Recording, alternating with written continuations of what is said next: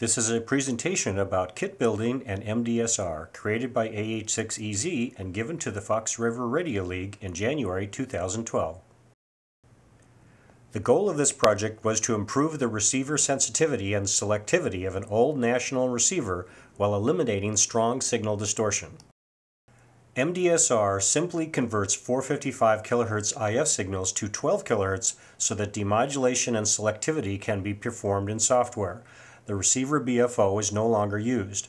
Although proven with several modern receivers, this was the first attempt at interfacing to an old vacuum tube receiver.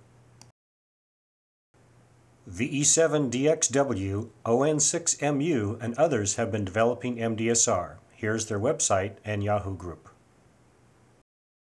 The present software supports upper sideband, lower sideband, and CW modes. CW selectivity is adjustable down to 1000 Hz. Here is the schematic diagram for the LIF2010 board. Notice the local oscillator is generated on board and the output is mono, not stereo. Thought I'd show you how I get ready to build a kit. So obviously I have the kit, I have the instructions, fairly fine pointed soldering iron that maybe I tin with some lead-free tip tinner. I have moistened the sponge on the soldering iron so I can keep the tip clean. I may use a static strap and static mat. For this kit I don't think I need to. It's sort of bothersome. Sometimes it gets in the way of the soldering iron. So I'll put that aside. I have a pair of small needle nose pliers.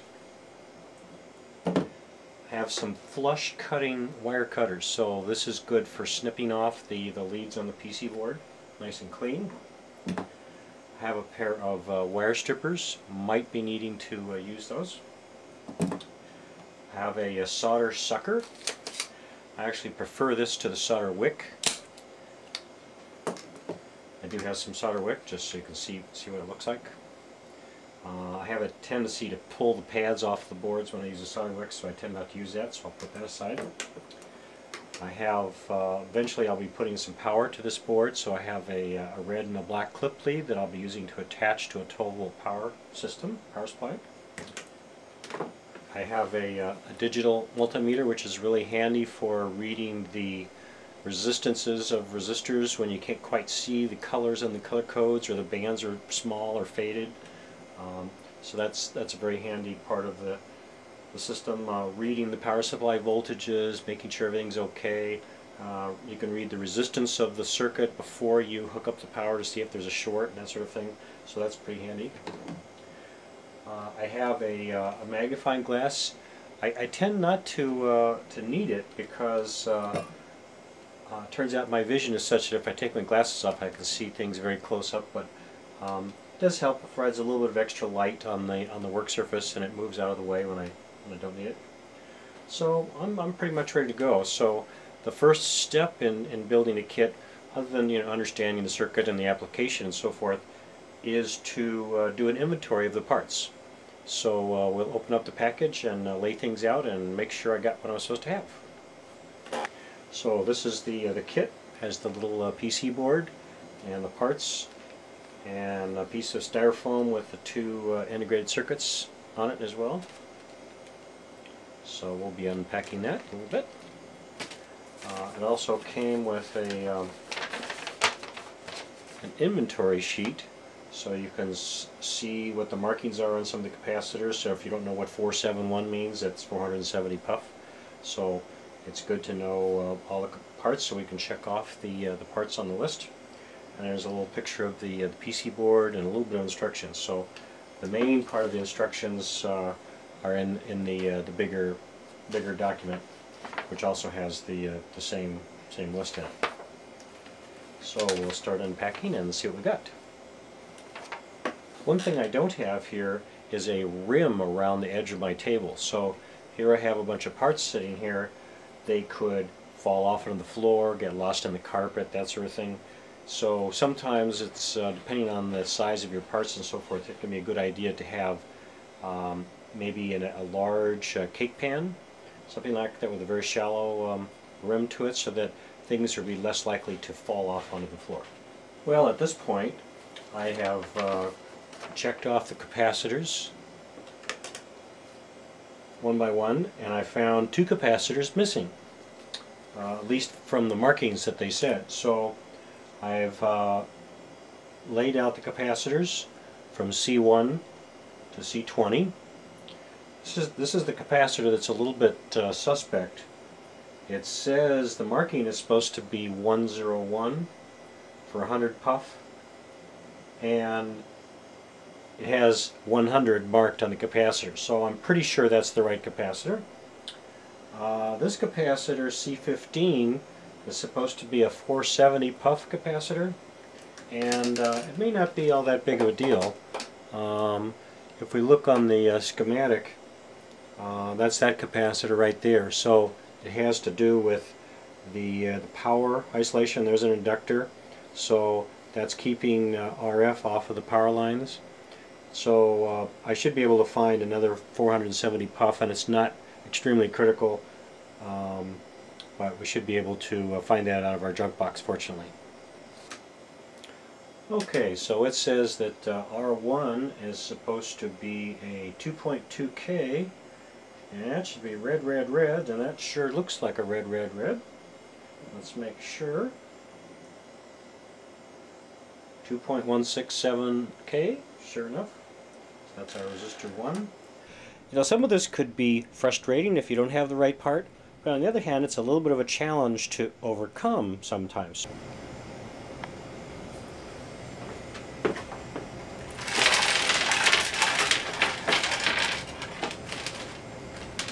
There we go, lots of good capacitors.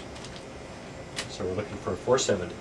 Well, once again, saved by the 1970s junk box, or even 1960s junk box. So there's a 470 picofarad capacitor they found, and it's somewhat similar in size to the other ones, so I think it'll fit on the PC board. So I'm ready to start stuff on the board. When you're working with resistors, you have a couple of choices. You can either just sort of manually fold the leads over, and sometimes that can put a little stress on the end of the component, or you can take a pair of in-nose pliers and bend them neatly at a 90-degree angle. Now hopefully I got that the right width. So this happens to be R8, and R8 is this one right here, and I'm pretty close. Went right. On the back side, if I'm going to be stuffing a lot of parts, what I like to do is I like to fold the leads apart a little bit like that, and that holds the part in place. The disadvantage is if you have to remove a part later on, sometimes it's a little bit harder to get out if it's folded over.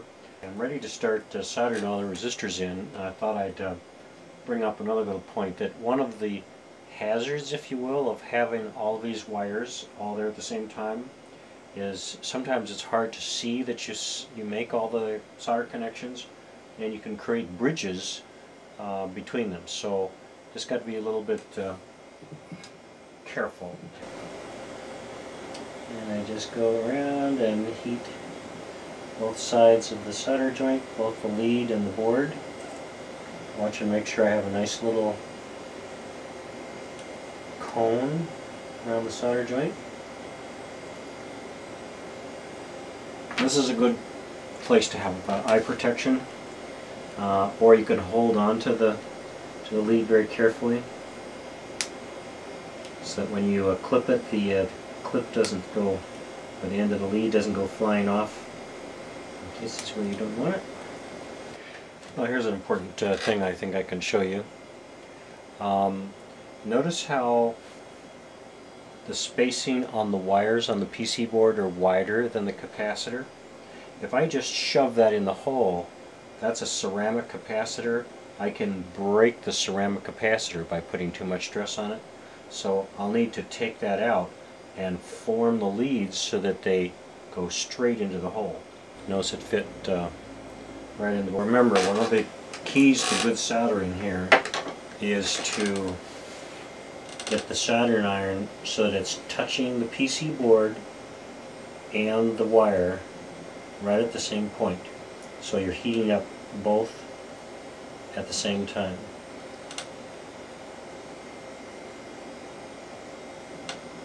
That way you won't end up with any cold solder joints. You might not want to be holding the board or just having it sit on the table. Well, here's a little clamp and a little stand so you can adjust the angle of the board and so forth. Then it's, you know, reasonably sturdy, isn't going to slide around on the table, so maybe that's ultimately a better way to do it. If we look really careful, there's a plus line, or a little plus on one side of the capacitor. So on the PC board, there's a little plus next to one side on the stenciling. So we'll make sure we put the tantalum capacitors, that's a tantalum capacitor, in with the proper polarity. You notice I was doing a little terminal strip, and you put it in the board, and if I just flipped it over it would fall out. I can't bend the leads over on itself. So what I do is I shove it in the board, and then I rest it on something like that, and then I can get in there and solder it just fine. One of the things I didn't using gravity, one of the things I didn't mention was I'm using fairly fine solder, so you want to match the size of the solder to the job you're doing. Make sure it's rosin core, not acid core. And if you can get 6337, that melts nicely. So here we have a completed board minus the two ICs, and I have the 5-volt regulator plugged in, and so now I'm going to check the regulator and make sure it's all working fine before I solder the ICs in and burn them out with the wrong voltage. Okay, now I'm set up and ready to measure the 5-volt regulator. So I have a 12-volt power supply. I have a meter hooked up. There's my 12 volts in, 11.94. So here we go. Smoke test.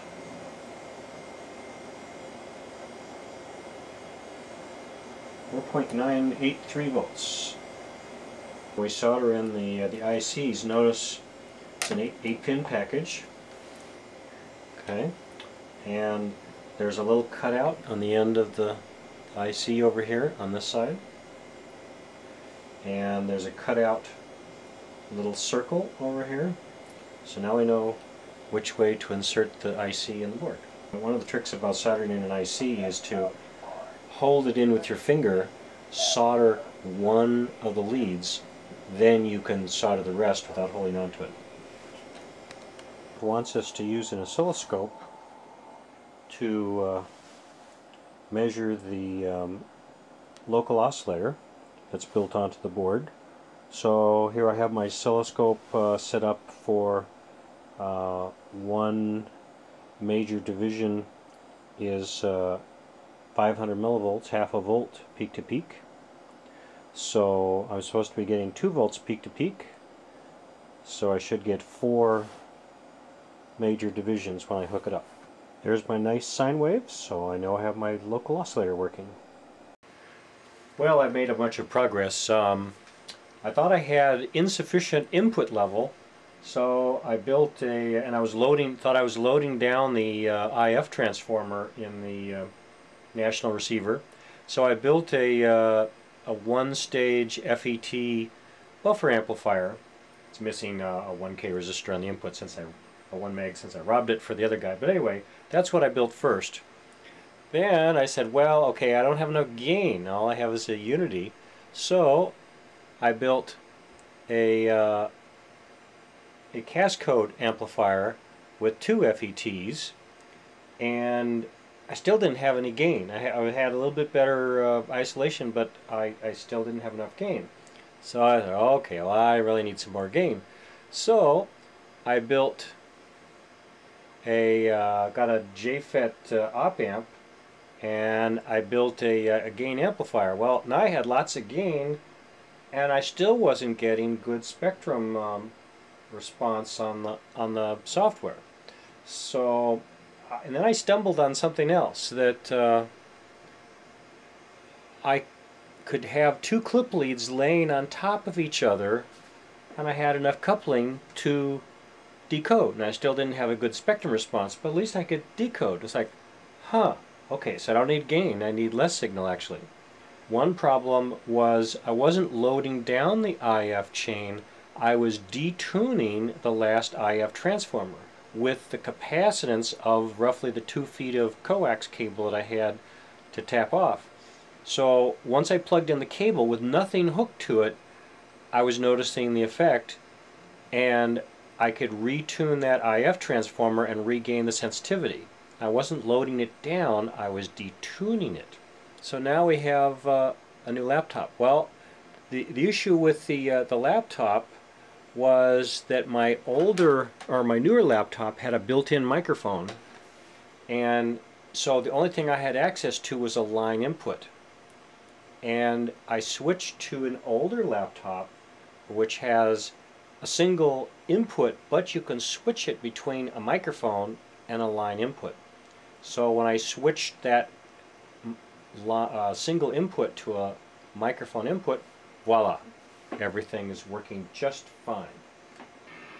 So I'm working diligently towards trying to make it look neat and nice. Okay, Kilo Delta 4. So I'm hooking up to the Kilo 5 Radio Tango Oscar. Good signal out. first IF, the grid of the first IF tube, and it's running to a DC blocked phono plug on the back.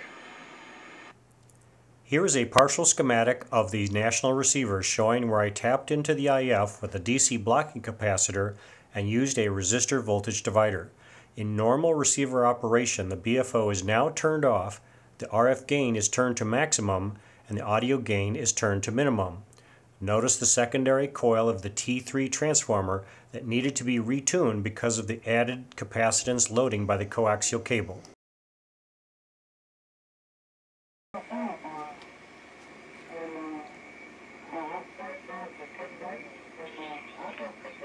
The distortion is typical of a strong signal with a BFO.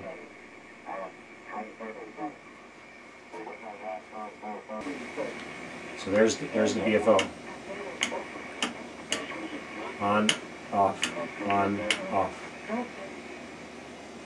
And I can vary it so I can watch it around.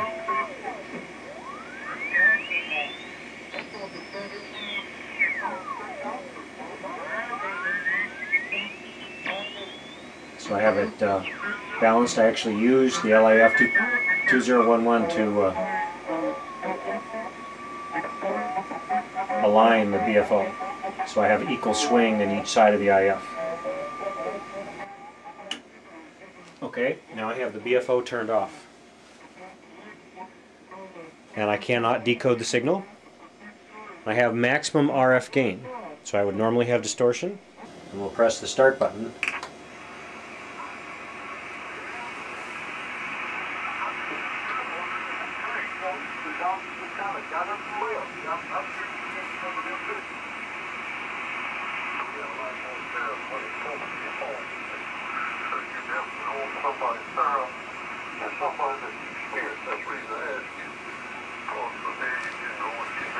So here's the signal I'm receiving, lower sideband.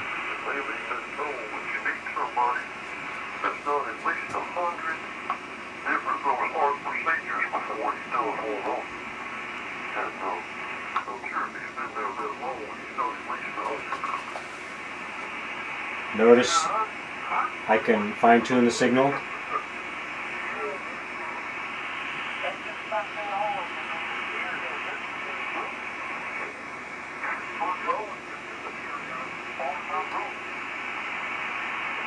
Adjust the volume.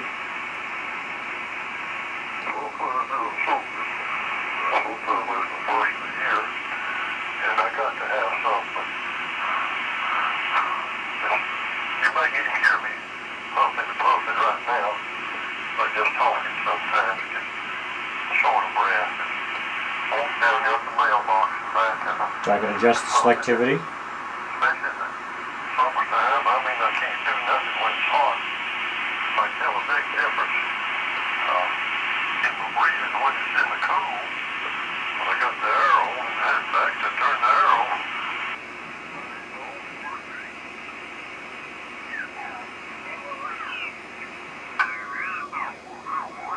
Yes, Francis.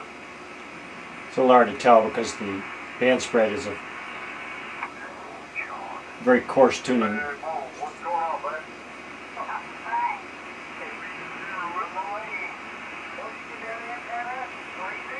With something less than half a second.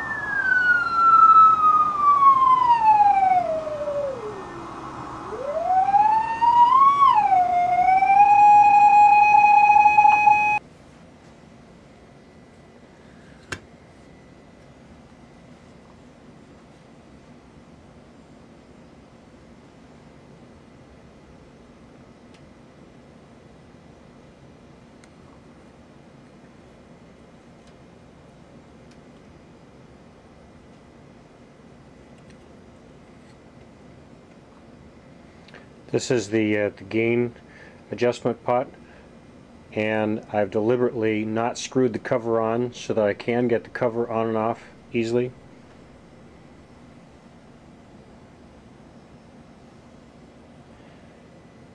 In here is a resistor as part of my step down network, so I have 10 megs in series and 2K to ground as my input attenuator.